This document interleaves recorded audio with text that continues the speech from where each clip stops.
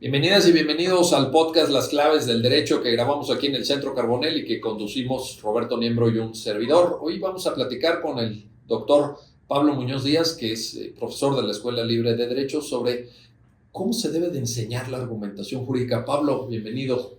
Muchas gracias por recibirme y darme la oportunidad de platicar. Un gusto. ¿Tú qué destacarías? En primer lugar, creo que estaremos de acuerdo tú y yo en que es importante que los estudiantes de Derecho se asomen a la argumentación jurídica, pero ¿cómo? ¿Con una materia semestral o cuatrimestral, con enfoque argumentativo a lo largo de toda la carrera? ¿Qué sería lo correcto? Un experto como tú, ¿qué diría? Por ejemplo, en mi experiencia, que es ya más de 10 años en la Escuela Libre de Derecho impartiendo esta materia, obviamente en el Libre de Derecho se ve, es un año esta materia y ahí se ve con ética y argumentación jurídica, que es ahí un híbrido un poco raro. También el posgrado luego se da en 6 meses. Creo que dependiendo la ambición que tienes de hasta dónde puedes llegar en la argumentación jurídica y hasta cuánto quieres ahondar, dependerá del tiempo.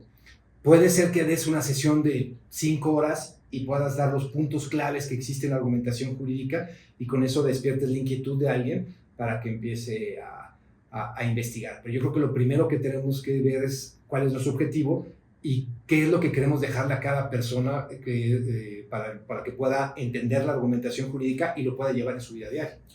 Cuando enseñas argumentación jurídica, Pablo, ¿crees que es más útil hacer referencia o dar clases con los textos clásicos o más recientes? Digo, en ese renacimiento que llama Manuel Atienza de la argumentación jurídica de mediados del siglo XX, posteriormente ya en los 80s, 90s de Robert Alexi y todas estas cuestiones, o te vas por una cuestión más pragmática, decir, a ver, ¿cómo están argumentando nuestros tribunales, nuestros operadores jurídicos en la práctica?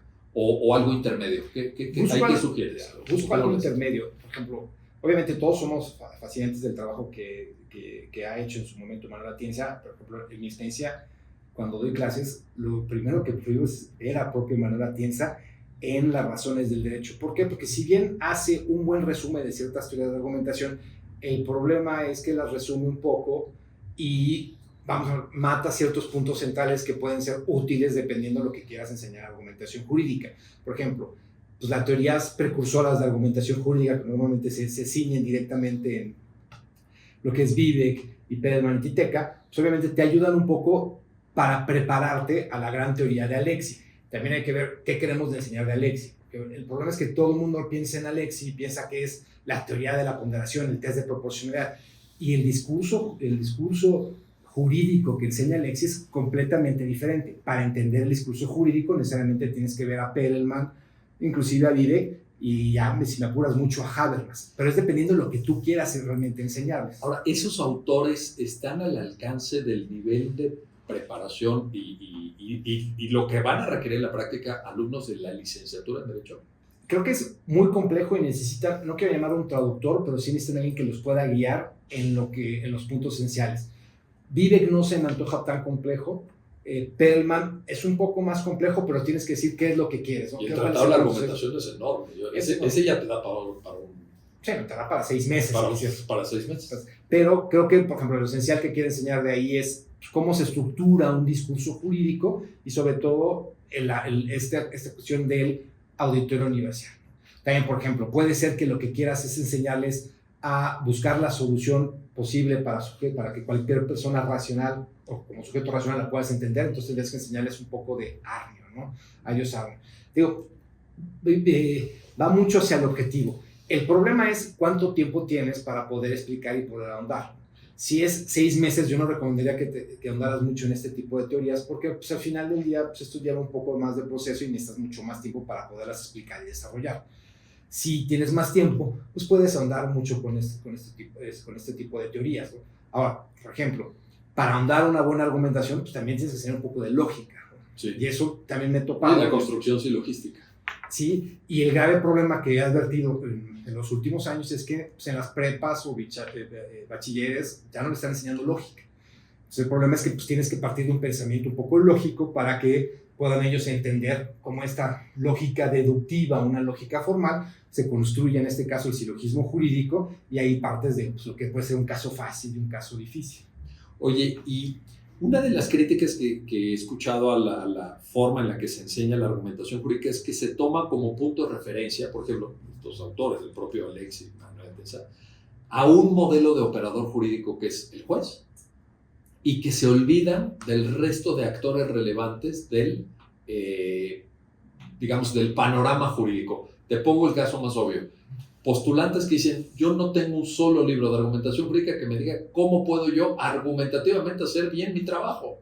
Y creo que tienen razón, ¿no? No hay ahí un hueco, hay una omisión. Obviamente sí, o sea, por ejemplo, si tú le enseñas a alguien, a Neil McCormick o Alexi, pues sus teorías van fundamentadas y van dirigidas un poco para un juez. ¿No? ¿Son libros escritos para jueces? No, no para jueces, sino público general, pero por su teoría va enfocada para alguien que aplique el derecho.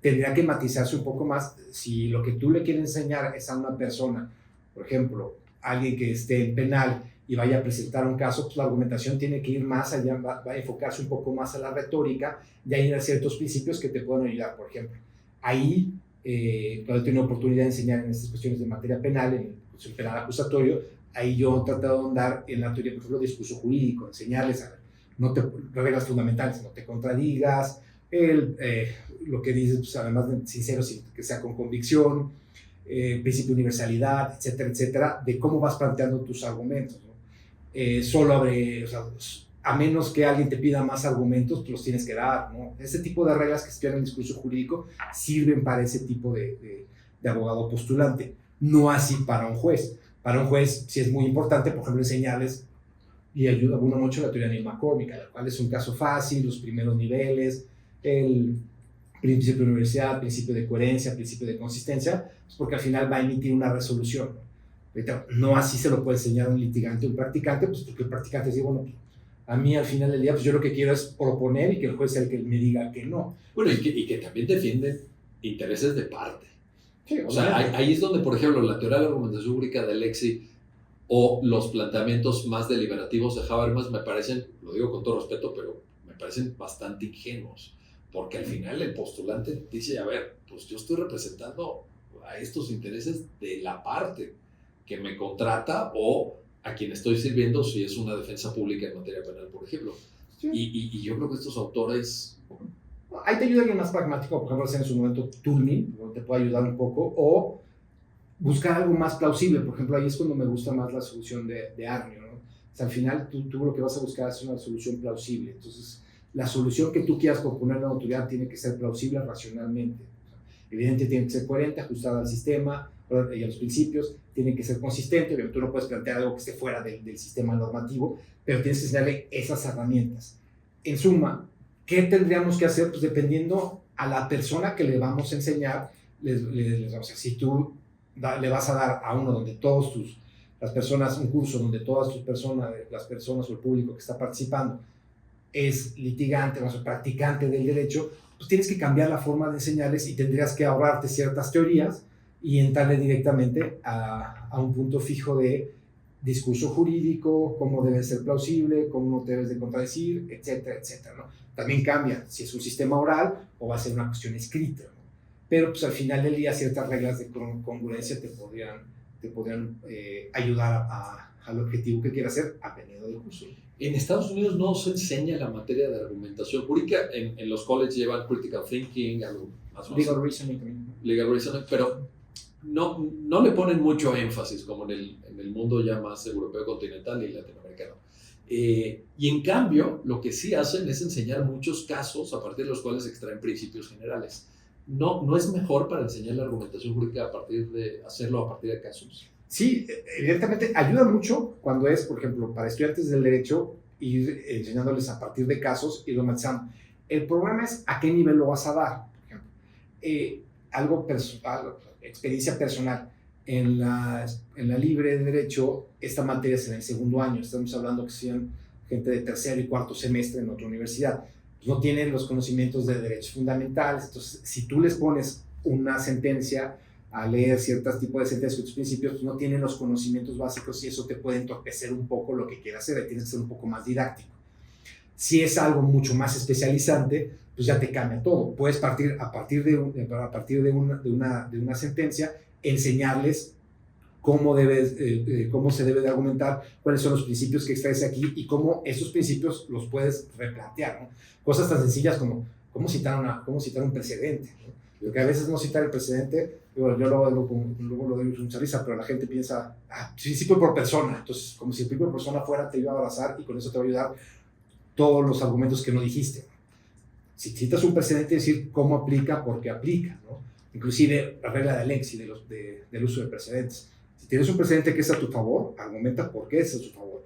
Si un precedente es en tu contra de lo que estás sustentando y ese precedente es obligatorio, tienes que empezar a ver por qué hay que repensarlo y poder construir argumentos de por qué hay que dejarlo de lado. O sea, sí tiene una cierta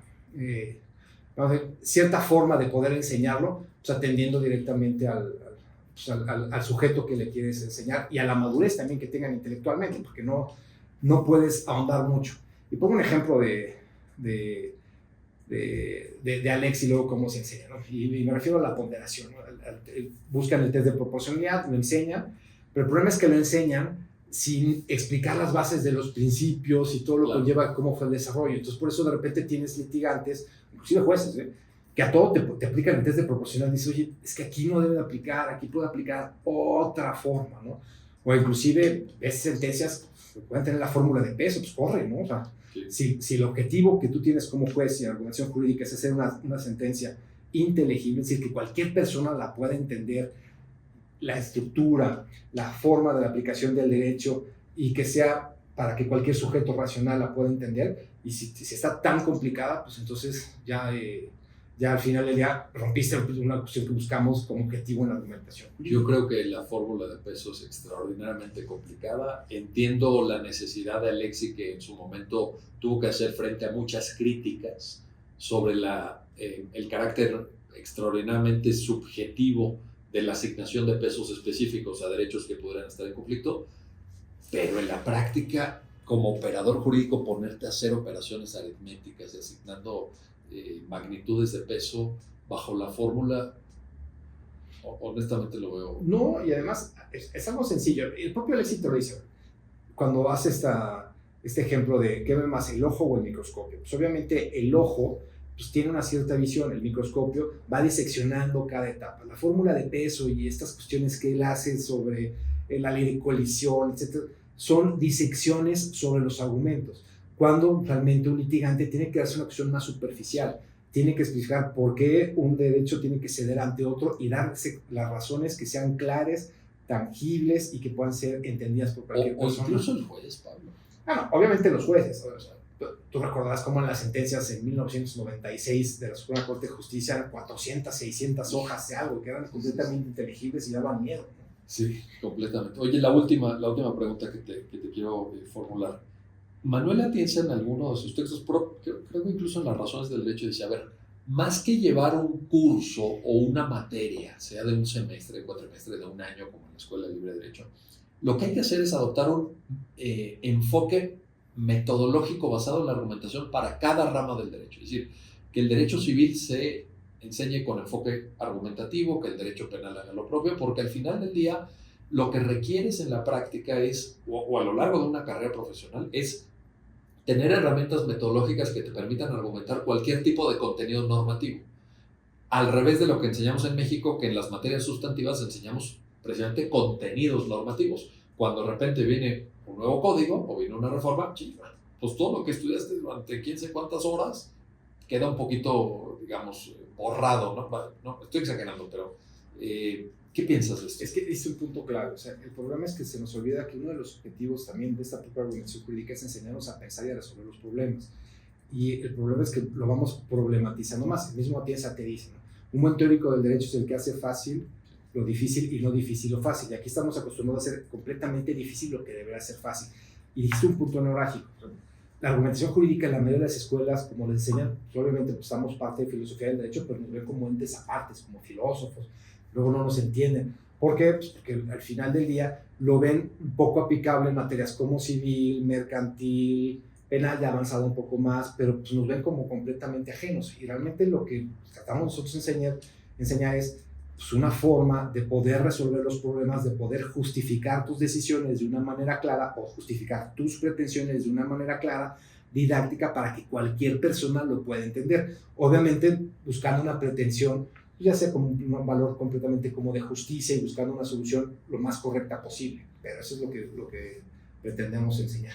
Pues yo creo que ahí tenemos que seguir platicando de estos temas, Pablo, seguir exponiendo, en primer lugar, la absoluta necesidad de un correcto manejo de la argumentación, que yo creo que todavía... Y del lenguaje. Y del lenguaje, bueno, para empezar, y del lenguaje ciertamente, que es la base a partir de la cual puedes argumentar. Y luego, hacer una conexión, que yo creo que tú ahorita identificabas muy bien, entre una buena teoría de la argumentación jurídica y una buena praxis de operadores jurídicos. No ver esto como, bueno, ya los filósofos estos que se citan unos a otros y se invitan a dar cursos y conferencias y se echan elogios mutuos y todo. Pero acá los que estamos en la práctica no aprendemos nada, no les entendemos, son puras cosas abstractas y yo creo que ese es un gran pendiente, me parece. Así que muchas gracias, Pablo, por esta reflexión. Encantado. Y gracias a usted que nos acompaña en este podcast del Centro Carbonell, Las Claves del Derecho. Ojalá que nos veamos muy pronto en un próximo episodio. Que estén muy bien.